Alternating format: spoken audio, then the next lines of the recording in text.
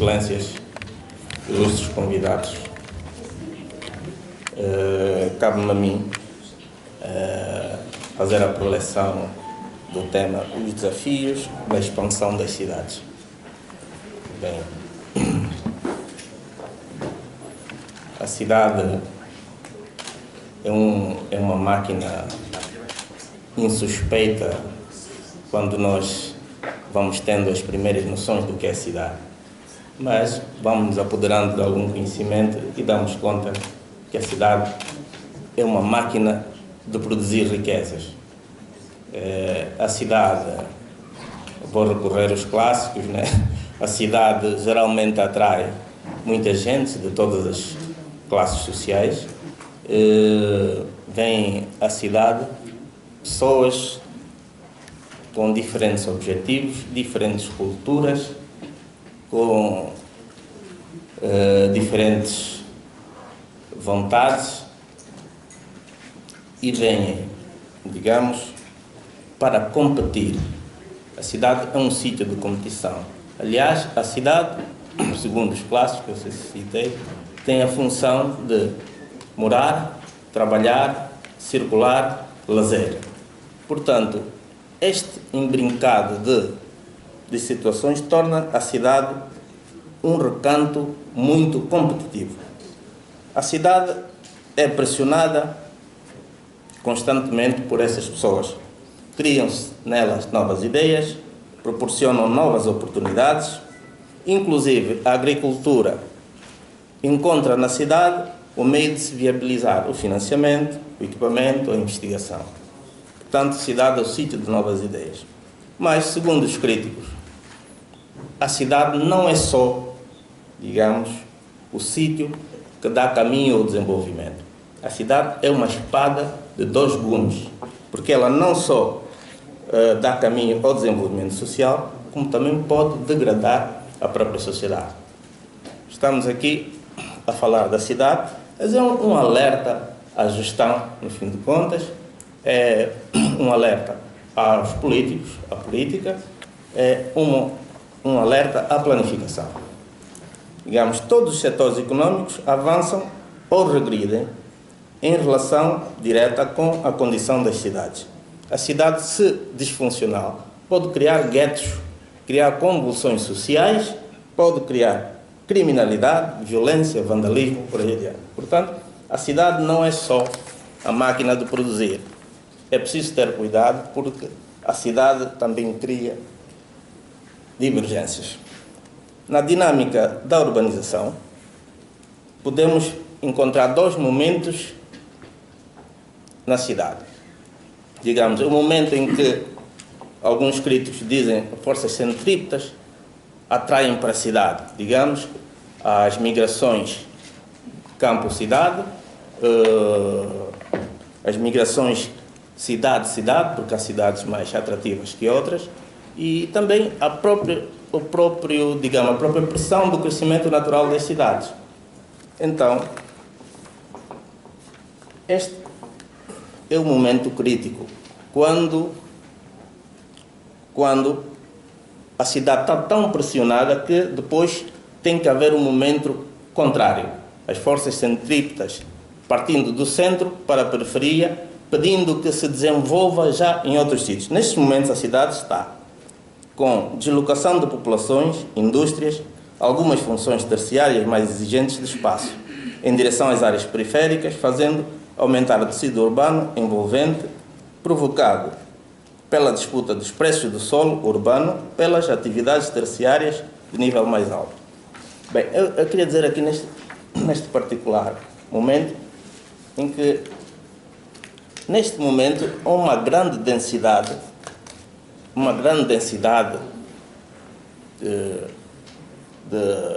quer de pessoas, quer de serviços, quer de desenvolvimento social. Portanto, é só um alerta que, segundo as diretrizes emanadas, que é preciso concentrar mais pessoas para que se possa aproveitar ao máximo as infraestruturas.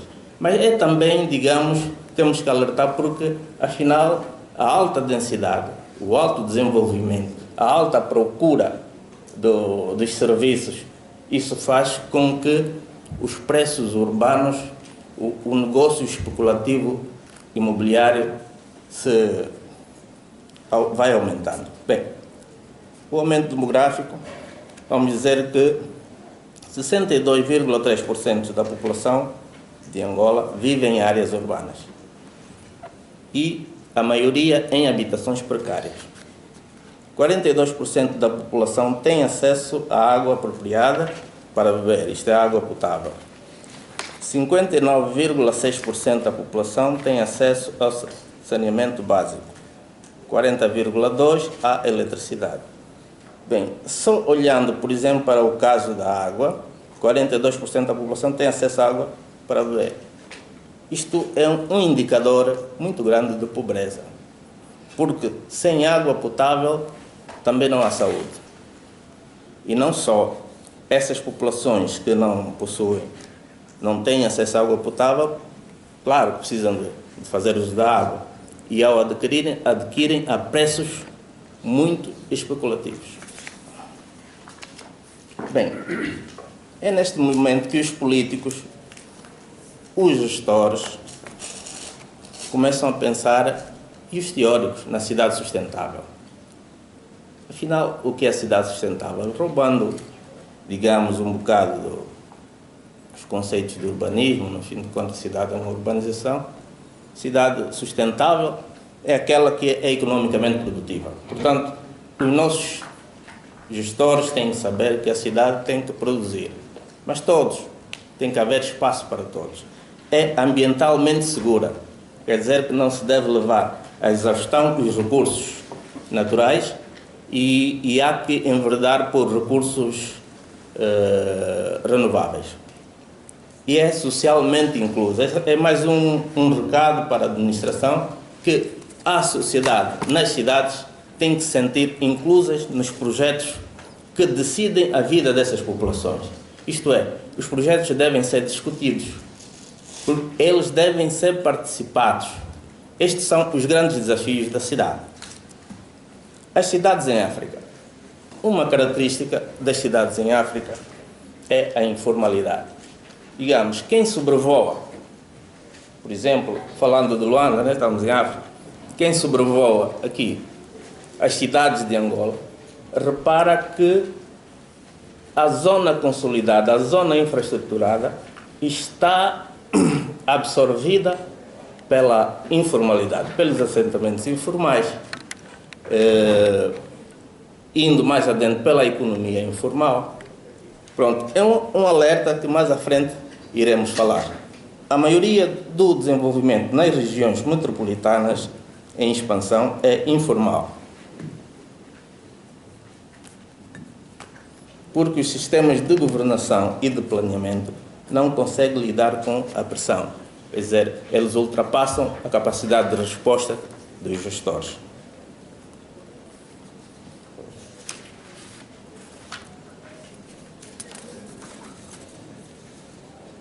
Bem, queria dizer que a população de Angola, neste momento, são 24.383.301. São dados do Instituto Nacional de Estatística, recentemente obtidos. A província mais populosa de Angola é Luanda, com 6.542.944. Surpreendentemente, a Huila vem a seguir, com 2.354.398. Benguela está logo de seguida, com 2.036.000 por aí adiante. O Ambo não está aqui, mas ela tem 1 milhão, é a quarta cidade, 1.800.000, à volta de 800.000, digamos 1.900.000, segundo dados do INE. Portanto, Luanda possui aproximadamente 26,5% da população de Angola. A Huila está com 9,7%, Benguela 8,4%, o Ambo 7,8%. Vemos por isto aqui, por estes dados, a importância de Luanda no cenário das cidades, no cenário das províncias de Angola. O resto do país, digamos, isto somado dá 52,4%, quer dizer que o resto do país está com 47,6%. a cidade e a informalidade. E agora devo esclarecer aqui que saquei alguns problemas mais característicos das cidades africanas, né? Claro que nós não podemos negar a nossa realidade, então temos que enfrentá-la, conhecê-la e tentar dar soluções, não diria, mas dar sugestões para solucionar, porque o dia também que acabar os problemas, acho que a vida deixa de ter interesse, não? Por norma é sempre preciso haver problemas. Só que temos que geri-los. A evolução urbana inclui, digamos, aquela fase das forças centrífugas, inclui já a expansão e aquela adaptação constante das cidades às novas realidades. Daí que tem que se pensar logo em planificação. As cidades têm, digamos, a sorte de nascerem planificadas, né? Mas já, por norma, as cidades nascem entregues às forças instintivas do mercado livre. Por norma, essas forças vão empurrando e conforme as oportunidades chegam os investimentos e por aí adiante. Mas nós temos outra sorte, a sorte de criar novas cidades, planificá-las, digamos, imbuídos de um espírito socialista também, e não só, porque os políticos agora têm, digamos, consciência. Eu acho que nós temos, inclusive, a sorte de termos passado por a tendência política do pendor socialista. Tivemos esta sorte e a visão dos nossos dirigentes é essa, resolver os problemas do povo, né? Perdoem-me fazer esses chavões, mas por norma é assim, o povo é quem está a solicitar as soluções. Portanto, aqui aquilo que eu há bocadinho falei das densidades. As urbanizações, cidades crescem sacrificando e inutilizando as áreas agrícolas, florestais e, neste caso, a informalidade ganha terreno. É preciso um alerta na hora de se expandir as cidades. A ver, porque nós, ao expandirmos as cidades, também podemos torná-las insustentáveis. Se ocuparmos as áreas florestais, as áreas antes vocacionadas à agricultura, nós temos que saber dar essa solução, porque não é sustentável, por exemplo, eu agora ter que ir comprar. Aliás, isso é muito atual, o que a gente vê hoje nos supermercados, não temos algumas coisas. Por quê? Porque preterimos a agricultura, por exemplo, para dar um exemplo, né? Preterimos a agricultura. E então é preciso que, segundo alguns teóricos, que as cidades devem ser acompanhadas de corredores da agricultura. É uma teoria. Isto, por exemplo, Niemeyer, eu acho que sabem de quem estou a falar, defendia isso. Eu, por acaso, gosto dessa teoria.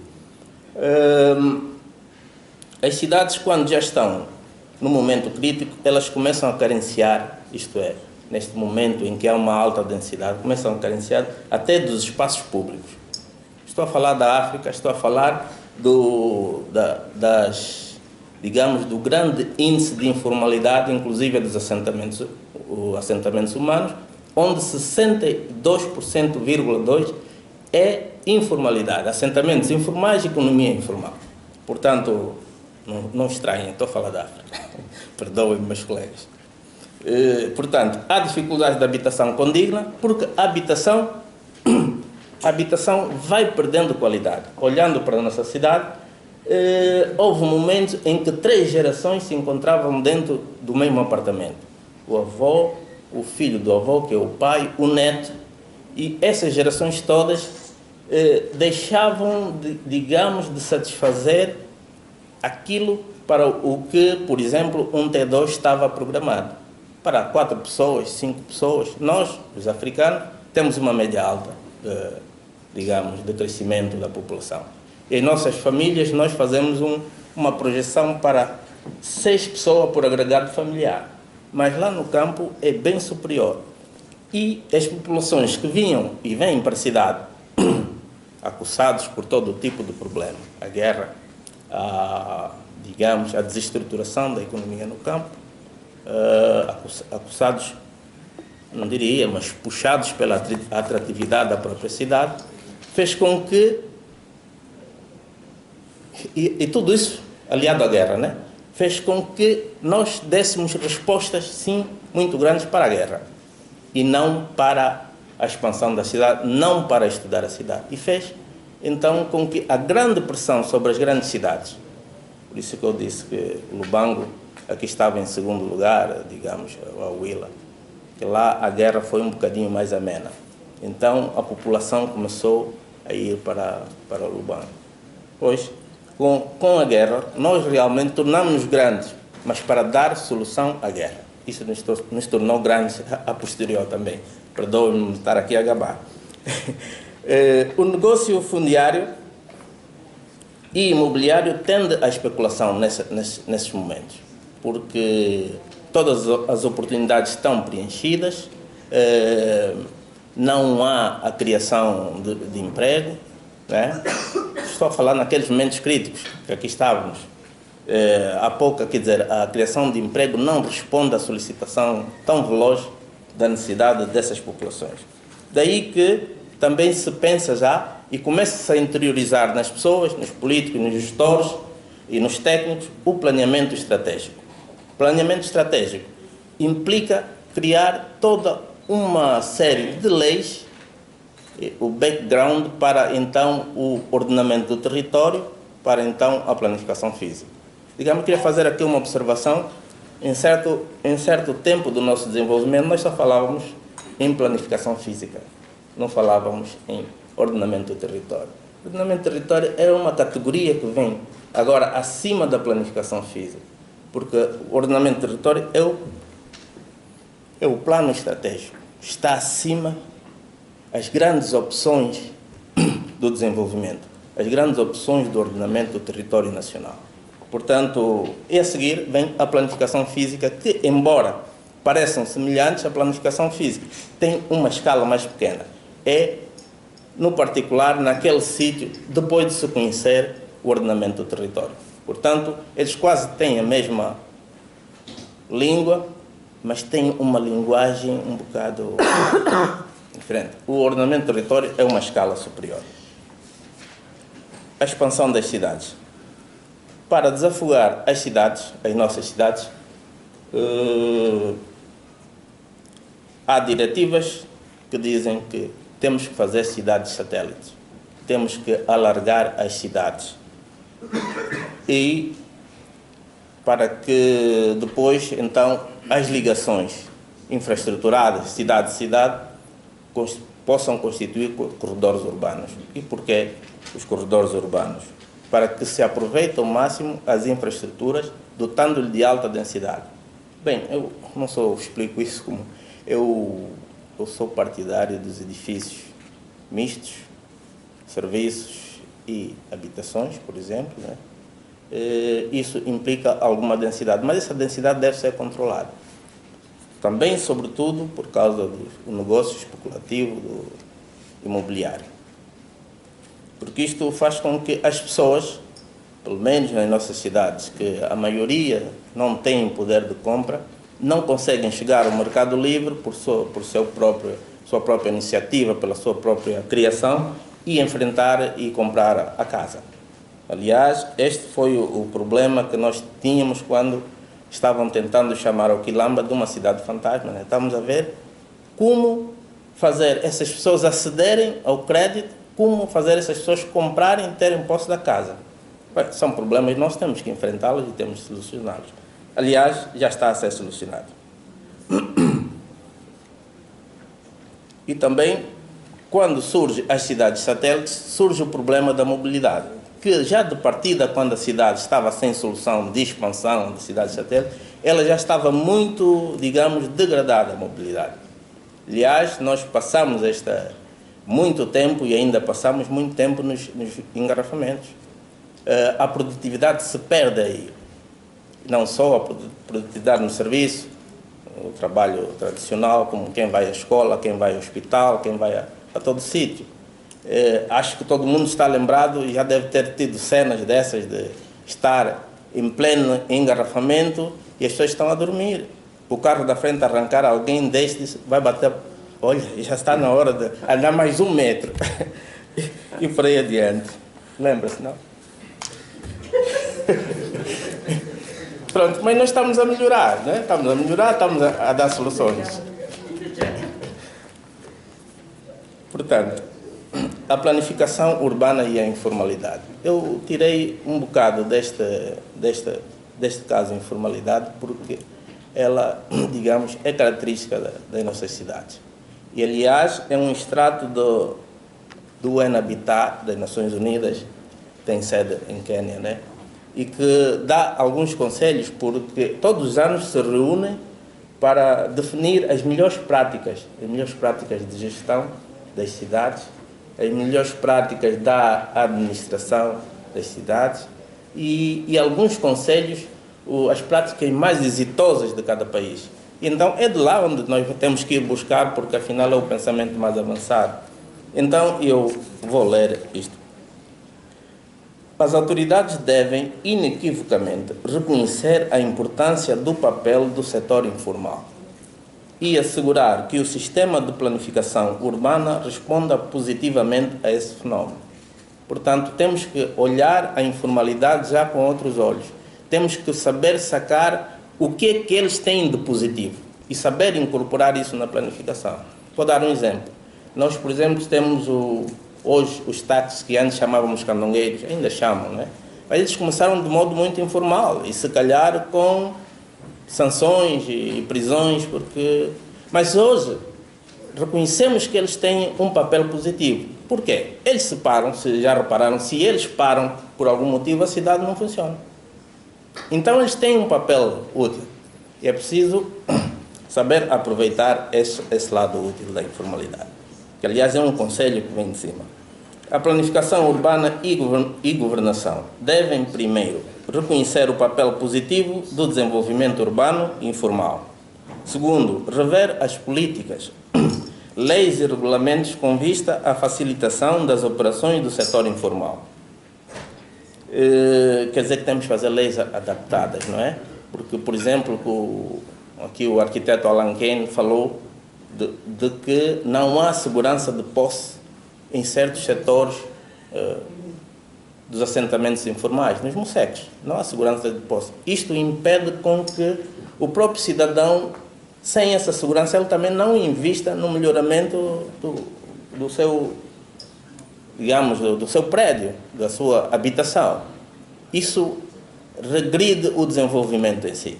Portanto, aqui diz que os políticos devem rever as políticas, leis e regulamentos com vista à facilitação das operações do setor informal. Terceiro, reforço da legitimidade e efetividade dos sistemas de planificação e regulação na base dos padrões mais realistas. Quer dizer, temos que conhecer-nos a nós mesmos e ver quais são as soluções que nós podemos, de modo a enquadrar o setor informal.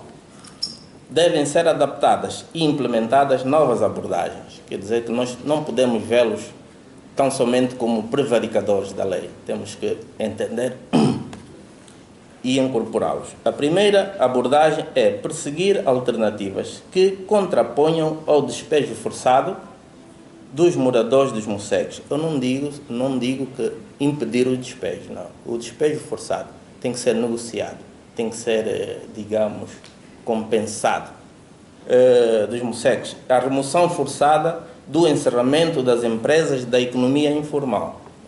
Por exemplo, a regularização e melhoramento das áreas informalmente desenvolvidas é preferível do que negligenciá-las ou demoli-las.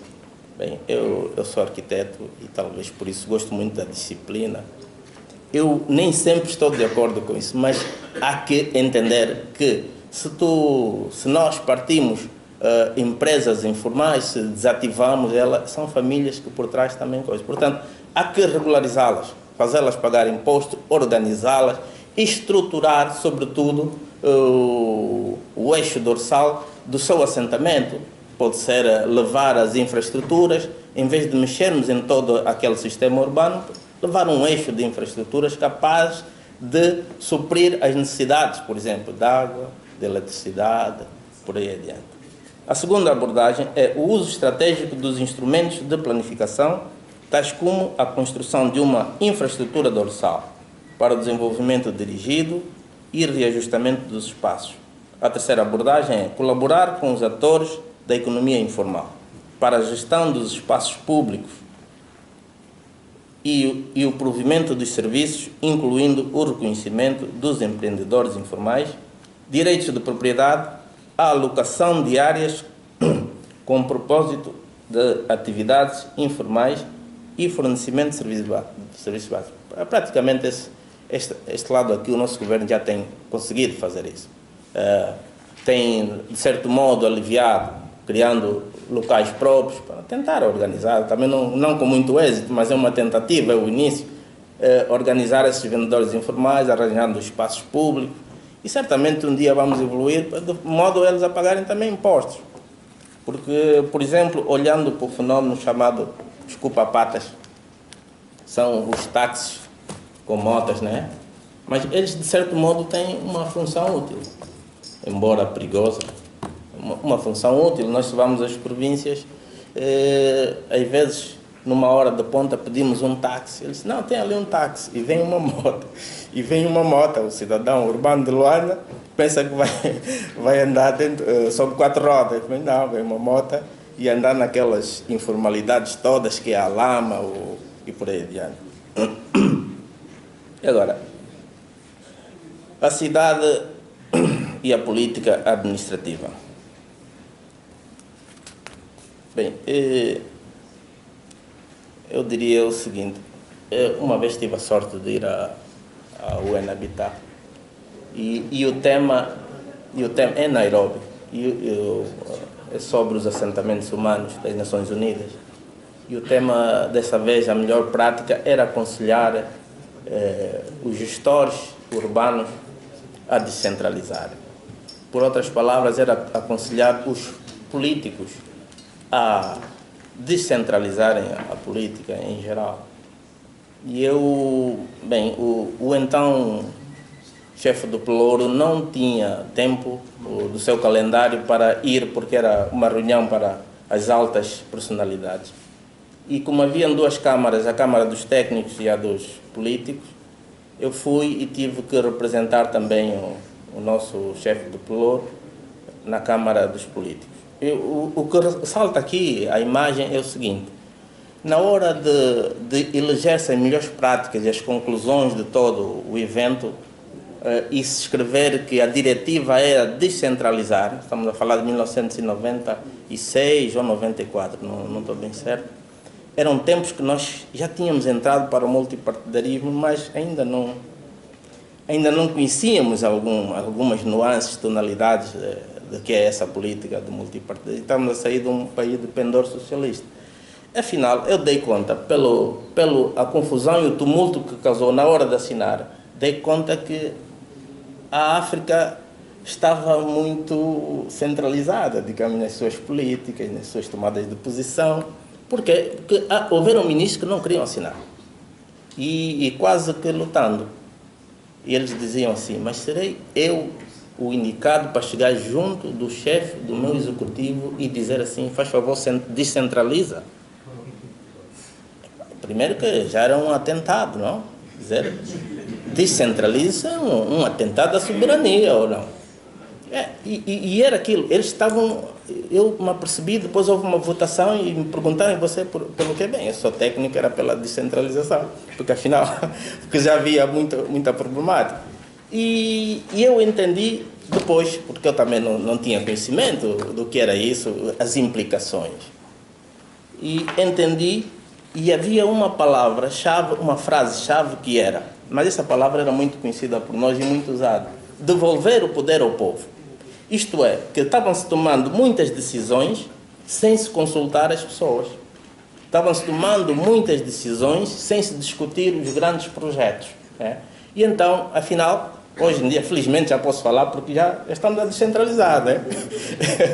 Já existe a nova divisão administrativa de Luanda, onde, afinal, as autarquias é um projeto, digamos, de inspiração autárquica, né? Para que, então, hajam gestores locais capazes de discutir, fazer discutir os projetos com as pessoas, com aqueles sobre o qual se decide a vida deles. Portanto, eles têm sempre a opinião, sabem o que é melhor para eles, o que não é. É isso que nós estamos fazendo agora. Eu estou a falar de já há 20 e tal anos atrás, não? Então havia, inclusive, pegaram-se nos casacos, queriam lutar, sabe, nos africanos, há africanos muito grandes, né? Aqui não eram africanos grandes a querer lutar. O que é que se passa, de fato? Tá bom, era só para dizer que a governação urbana e local e a participação cidadina. A qualidade da governação urbana é considerada, na atualidade, como uma das pré-condições fundamentais para o desenvolvimento sustentável. Para a redução da pobreza urbana, o governo deve propiciar a mobilização de todos os atores sociais, para que estes se sintam responsáveis e parte integrante do processo de desenvolvimento urbano, tornando-se parceiros do governo. A gestão urbana descentralizada, entre aspas, devolver o poder ao povo, o engajamento cívico-cidadino, consultação e discussão pública dos projetos e inclusão, porque as pessoas devem se sentir inclusas quando nos entregam um projeto para o qual não foi consultado, ainda que ele seja bom, mas eu sou indiferente e se calhar se precisa da minha contribuição, eu passo ao largo e vou. Agora, se pudermos ter essas pessoas todas engajadas nesse projeto, certamente que o projeto pega e vai bem. Bem, também queria dizer que esta preleção estava para vir com um colega meu que não pode vir, que ele sim iria falar das políticas habitacionais. Ela é diretor nacional, mas afinal ele foi a uma viagem, a uma missão e não pode vir. E eu poderei assim, de modo rápido, falar um bocado do que foi a minha convivência durante os 20 anos que estive na habitação, no qual eu fui participando, digamos, no crescer da política habitacional, no crescer das reservas fundiárias, no crescer das leis todas que hoje subsidiam a política habitacional, né? Bem, mas eu já lá não estou. Portanto, permitam-me que eu faça assim uma leitura rápida. Podemos entender que a política habitacional, no fim de contas, é o conjunto de todo o sistema de leis que subsidiam digamos, o crescimento da habitação e a sua promoção, assim como, por exemplo, alguns incentivos, quer dizer, alguns diplomas legais que incentivam, inclusive, os parceiros do Estado a participarem no desenvolvimento habitacional. Existe, inclusive, o Fundo de Fomento Habitacional, que virá, de certo modo, digamos, satisfazer as necessidades de habitação de um certo setor da população. Não vai conseguir para todos os setores, porque, afinal, o grande eixo estrutural da política habitacional é a habitação social. E a própria lei de base da habitação social diz que há habitações para a população de renda média, habitação para a população de renda baixa, e entre estes também tem aqueles que terão direito à habitação totalmente subsidiada pelo Estado. Assim está a lei, não é? E quer dizer que o Fundo de Fomento Habitacional, claro que aí entra, mas mesmo para pagar a casa total. Parece que ainda não vi ninguém nessas condições, mas é o que a lei aconselha, é o que a lei diz. Portanto, a nossa política habitacional nasceu e é, digamos, substanciada nos diferentes programas. O Programa Nacional de Urbanismo e Habitação. Este Programa Nacional de Urbanismo e Habitação nasceu sob aquele chavão bonito e interessante de 1 milhão de casas. Foi o maior desafio, penso eu, que eu presenciei nestes longos anos que eu estou no Ministério de hoje, Urbanismo e Habitação. Foi o maior desafio, porque as pessoas nos perguntavam, mas não tendo indústrias, não tendo quadros, não temos indústrias para subsídio da habitação, né? A indústria do cimento era escassa, a indústria do tijolo tinha morrido, digamos, os materiais, as ferragens, digamos, fechaduras, janelas, vidros, é quase tudo importado. mas na verdade foi o que melhor nos aconteceu, porque ele veio despletar, veio movimentar toda a sociedade, de modo a criar empregos, a criar as fábricas, a buscar financiamentos, digamos, deu um olhar mais profundo às decisões dos políticos. Muita gente perguntava, mas o que fazer? Vamos pegar 1 milhão de casas, meter nos barcos e trazer? Não era possível, mas foi para estruturar, no fim de contas, a indústria, o emprego, e hoje nós estamos, digamos, com exemplos bons de as novas centralidades. Encontra-se novas centralidades aqui em Luanda, encontra-se na Lunda Norte, é quase um quilamba, encontra-se em diferentes províncias, em Cabinda há dias estive no IS, também vi a nova centralidade, estava a nascer, e em Luanda não é só o quilamba, temos alguns outros projetos de requalificação, por exemplo, o gabinete que superintende Kazenga e Sambizanga, agora é só Kazenga, né? Kazenga e Sambizanga. Temos também outras centralidades que nasceram, o Sequelo, temos outras nascendo agora em Domingo João e em Colibengo, desculpa. Capari, isso mesmo, Capari.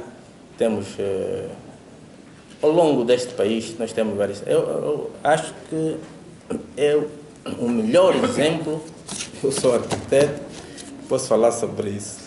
Acho que é o melhor exemplo de mando político que aconteceu neste país.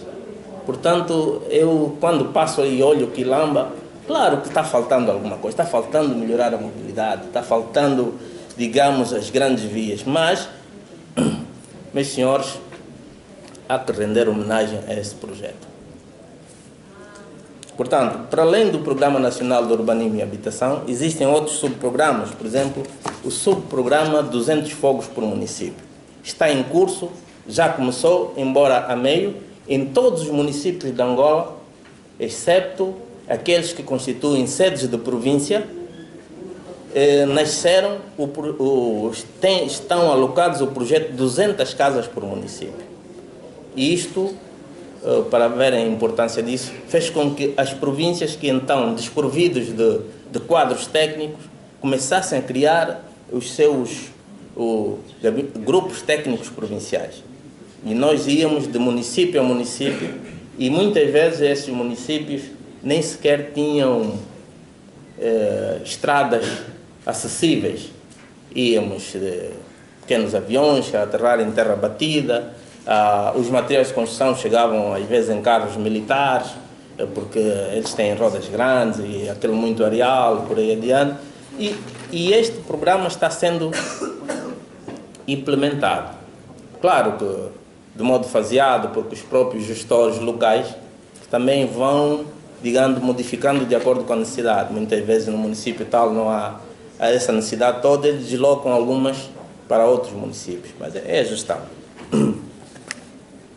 Portanto, para além disso, existe a diretiva de que todos os assentamentos agora só nascem com um projeto de urbanização. Tem que nascer, no mínimo, com um plano de loteamento, o que antes nós não fazíamos. Nós conseguíamos, só falar bem antes, conseguíamos algum financiamento, sabíamos que havia necessidade de habitações e fazíamos 200 casas acolá, mas sem infraestruturas. Fazíamos, digamos, quase com caráter rural.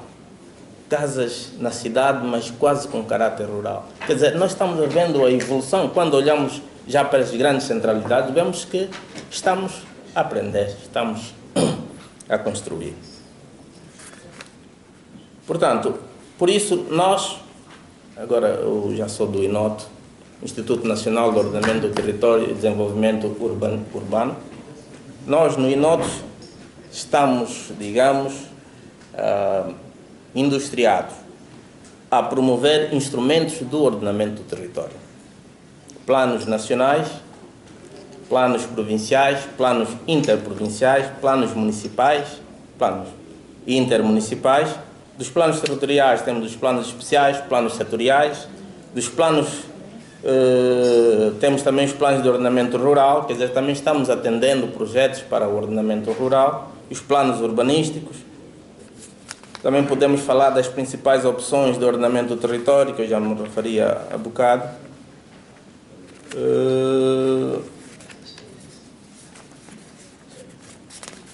Perdoem pela rapidez, mas acredito que já acabei. Obrigado.